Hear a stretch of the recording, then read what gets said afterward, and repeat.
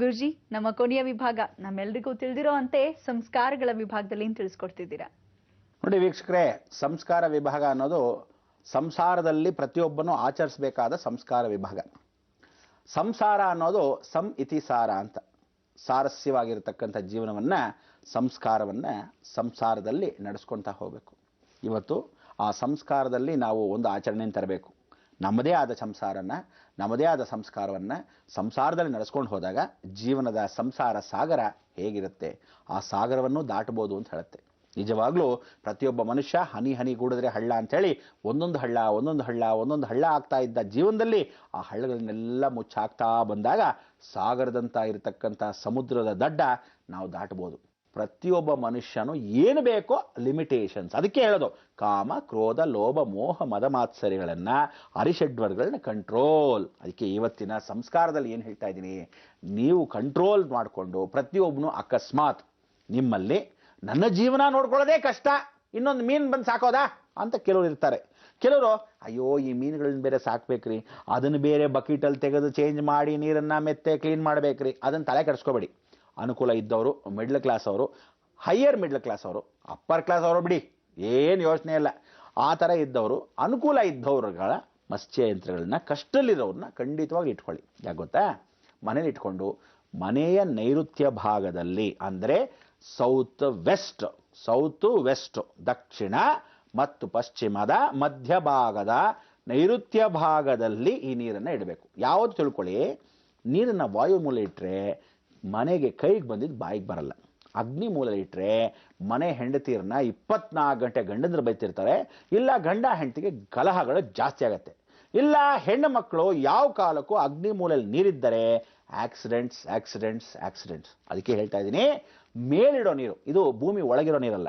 Aquarium ಅಂದ್ರೇನು, stand ಹಾಕಿ ಮೇಲಿರೋ ನೀರು, ಅದನ್ನೇ ಯಾವುದಾದ್ರು ಒಂದು ಗ್ಲಾಸಿನಲ್ಲಿ ಗಾಜಿನಲ್ಲಿ ಇಡತಕ್ಕಂಥದ್ದು. ಅದನ್ನ ಇಡಬೇಕಾದ್ರೆ ನೈಋತ್ಯ ಭಾಗ ಮೇಲ್ಭಾಗದಲ್ಲಿ ಇಡಬೇಕು. ಆ ನೈಋತ್ಯ ಭಾಗಕ್ಕೆ ಇಟ್ಟಾಗ ಮೀನು ನೋಡ್ತಾ ಇರಬೇಕು, ಮನೆಯ ದೃಷ್ಟಿ. ಆ ಮನೆಯ ದೃಷ್ಟಿ ಮೀನು ಎಷ್ಟು ಚೆನ್ನಾಗಿ ಓಡಾಡ್ತಿರುತ್ತೋ ನಿಮ್ಮ ಮನೇಲಿರ್ತಕ್ಕಂಥ ದೋಷಗಳು ಅಷ್ಟೂ ತೆಗೆದು ಬಿಸಾಕತ್ತೆ. ಮೀನು ಎಷ್ಟು ಸಾಯ್ತಾ ಇರುತ್ತೋ ಅಷ್ಟು ದೋಷ ನಿಮ್ಮಲ್ಲಿರುತ್ತೆ ಅಂತ ನಿಮಗೆ ತೋರಿಸ್ಕೊಡ್ತಾ ಇರುತ್ತೆ. ಅದನ್ನು ಖಂಡಿತವಾಗ್ಲೂ ಮಾಡಬೇಕು. ಆ ರೀತಿ ಮಾಡಿಕೊಂಡಾಗ ಪ್ರತಿಯೊಬ್ಬರ ಮನೆಯಲ್ಲೂ ಮತ್ಸ್ಯಯಂತ್ರ ಅನ್ನೋದು ಆ ಮನೇಲಿ ಇರಬೇಕು. ಕೆಲವರೆಲ್ಲ ಮತ್ಸ್ಯಯಂತ್ರ ಇಟ್ಕೊಂಡೇ ಇಲ್ಲ, ನಾನೇನು ಮಾಡೋಕ್ಕಾಗತ್ತೆ, ಆ ಮತ್ಸ್ಯಯಂತ್ರ ಅಂದರೆ ಗೃಹ ಪ್ರವೇಶ ಮಾಡಿಸಿದಾಗಲೇ ಇಡಬೇಕು. ಅದು ಶಾಸ್ತ್ರ ಇದೆ. ಏನು ಅಂದರೆ ದೇವ ಮೂಲೆಯಲ್ಲಿ ಅಂದರೆ ನಾರ್ತ್ ಈಸ್ಟ್ ಭಾಗದಲ್ಲಿ ಪಾತಾಳದಲ್ಲಿ ಅಡಗಿ ಇಡಬೇಕು. ಅದಕ್ಕೆ ಹೇಗೆ ಇಡಬೇಕು, ಅದರ ಕ್ರಮ ಏನು, ಅದು ವಾಸ್ತು ಶಿಲ್ಪಗಳಲ್ಲಿ ನಾನು ವಿಚಾರ ತಿಳಿಸ್ಕೊಡ್ತೀನಿ. ಒಂದು ದಿವಸನ ಪೂರ್ತಿಯಾಗಿ ಬರೀ ವಾಸ್ತು ವಿಚಾರಗಳನ್ನು ನಾಳೆ ನಾಡಿದ್ರಲ್ಲೋ ಯಾವತ್ತಾದ್ರೂ ಒಂದು ವಿಚಾರ ತಿಳಿಸ್ಕೊಡ್ತೀನಿ. ಅದಕ್ಕೆ ಕ್ರಮಬದ್ಧ ಅಂತಕ್ಕಂಥದ್ದು ಎಲ್ಲೇ ಇರುತ್ತೆ, ಅದು ಕ್ರಮವಾಗಿ ಮಾಡ್ಕೋಬೇಕು. ಎಷ್ಟು ಬೇಕೋ ಅಷ್ಟೇ ಮಾಡ್ಕೋಬೇಕು, ಇಲ್ಲದೆ ಇರೋದು ಮಾಡ್ಕೊಳಕ್ಕೆ ಹೋಗ್ಬಿಡಿ. ಮೀನು ಯಾವತ್ತೂ ತಿಳ್ಕೊಳ್ಳಿ 9 ಮೀನುಗಳಿರಬೇಕು. ಆ 9 ಮೀನಲ್ಲಿ 8 ಕಪ್ಪು ಮೀನು, ಒಂದು ವಿಶೇಷವಾಗಿ ಬಂಗಾರದ ಮೀನು, ಅಥವಾ 9 ವಿಶೇಷವಾಗಿರ್ತಕ್ಕಂಥ ಮೀನುಗಳಲ್ಲಿ 9 ಬಂಗಾರದ ಮೀನು, 1 ಕಪ್ಪು ಮೀನು. ಜ್ಞಾಪಕ ಇಟ್ಕೊಳ್ಳಿ, 8 ಕಪ್ಪು ಮೀನು, 1 ಬಂಗಾರದ ಮೀನು, ಅಥವಾ 9 ವಿಶೇಷವಾಗಿರ್ತಕ್ಕಂಥ ಎಲ್ಲ ಮೀನುಗಳು ಇಟ್ಕೊಳ್ಳೋದ್ರಲ್ಲಿ 9 ಬಂಗಾರದ ಮೀನು, 1 ಕಪ್ಪು ಮೀನು. ಈ ರೀತಿಯಾದ್ರೂ ಇಟ್ಕೋಬಹುದು. ಸೊ ನಿಮ್ಮ ಭಾವನೆಗಳು ಅಂತಲ್ಲ, ಯಾವತ್ತು ಮೀನು ಇಟ್ಕೊಂಡ್ರೆ 9, 12, 15 ಹೀಗೆ ಇಟ್ಕೋಬೇಕು. 7 ಹಾಗೆ ಇಟ್ಕೋಬೇಕು. ಅದನ್ನು ಬಿಟ್ಬಿಟ್ಟು ನೀವು ಏನಾದರೂ ಈವನ್ ನಂಬರ್ಸ್ ಅಂದರೆ 4, 6 ಹೀಗೆಲ್ಲ ಇಟ್ಕೊಂಡ್ರೆ ಮನೆ ಯಜಮಾನನಿಗೆ ಆಯುಸ್ಸು ಸ್ವಲ್ಪ ಕಮ್ಮಿ ಆಗತ್ತೆ. ಯಾರಿಗಾದ್ರೂ ಕೆಮ್ಮು ರೋಗ ರುಜಿನಗಳು ಜಾಸ್ತಿ ಆಗತ್ತೆ. ಇದು ಯಾವುದಪ್ಪ ಇಟ್ಕೊಳ್ಳೋದಕ್ಕಿಂತ ಸುಮ್ಮನೆ ರಾಸಿ ಅಂತ ಕೆಲವರು ಅಂತಾರೆ. ಏಕೆಂದರೆ ಹೇಳಬೇಕಾದ್ರೆ ಇದೆಲ್ಲ ಕ್ರಮ ಇದೆ, ಆ ಕ್ರಮವಾಗಿ ಇಟ್ಕೊಂಡ್ರೆ ಒಳ್ಳೆಯದು. ಚೈನೀಸ್ ವಾಸ್ತು ಅಂತ ನೀವೇನಾದರೂ ಚೇಂಜ್ ಮಾಡಕ್ಕೆ ಹೋಗಿ ಇಂಥ ಚೈನಾದೊಂದು ಇದೆಯಂತೆ ದೊಡ್ಡದಾಗಿ ಏನೋ ಬರ್ದಿತ್ತು, ಅದೆಲ್ಲ ಬೇಡ ರೀ. ದುಡ್ಡು ಖರ್ಚು, ನೆಸೆಸಿಟಿ ಇಂಪಾರ್ಟೆಂಟ್ ಜೀವನದಲ್ಲಿ, ಲಕ್ಸುರಿ ಅಲ್ಲ. ದೊಡ್ಡ ಮೀನು ತಂದ್ಬಿಡೋದು, ಅದಕ್ಕೆ ಉಪಚಾರ ಹಾಕೋಕ್ಕಾಗಲ್ಲ. ನಾಳೆ ದಿವಸ ಅಕಸ್ಮಾತ್ ಇನ್ನೇನು ಮೀನು ಸ್ವಲ್ಪ ಸಾಯ್ತಾ ಇದೆ ಅಂದರೆ ನೀವೇ ಕತ್ತರಿಸ್ಕೊಂಡು ನುಂಗ್ಬಿಡೋದು. ಹೀಗೆಲ್ಲ ಮಾಡೋಕ್ಕೆ ಹೋಗಬೇಡಿ.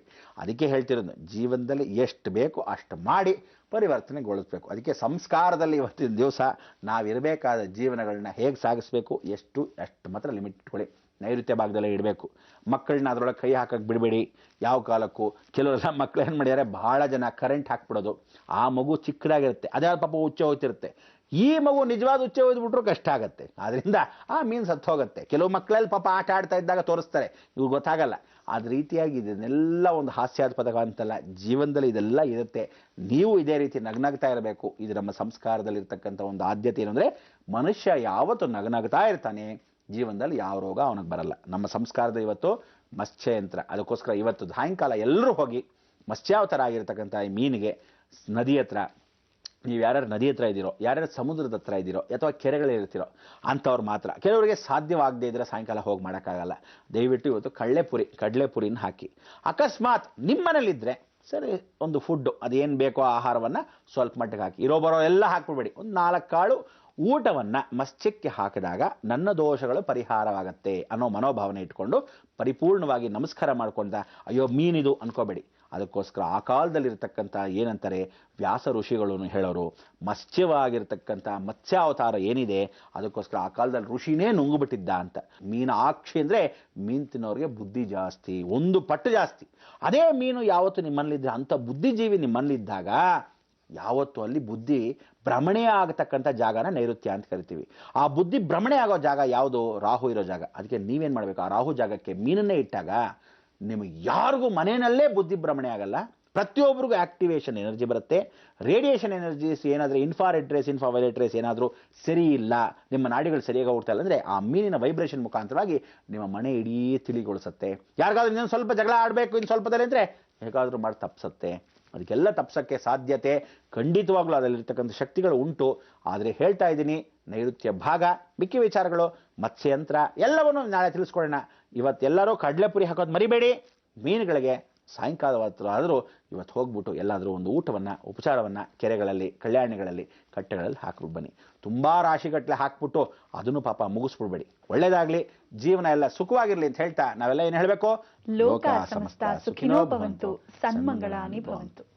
ಗುರುಜಿ, ಮತ್ಸ್ಯ ಜಯಂತಿ ಇವತ್ತು ಅಂತ ಹೇಳಿದ್ರಿ, ಹಾಗಾಗಿ ಮೀನನ್ನ ಮನೇಲಿಟ್ರೆ ಎಷ್ಟು ದೋಷವನ್ನ ಅದು ಪರಿಹರಿಸುತ್ತೆ ಅಂತ ಕೂಡ ಹೇಳಿದ್ರಿ. ಹಾಗೆ ಎಲ್ಲಿಡಬೇಕು, ಏನ್ ಮಾಡಬೇಕು, ಎಷ್ಟು ಮೀನುಗಳನ್ನ ಕೂಡ ಇಡಬೇಕು ಅಂತ ಸವಿಸ್ತಾರವಾಗಿ ತಿಳಿಸ್ಕೊಟ್ಟಿದ್ದೀರಾ.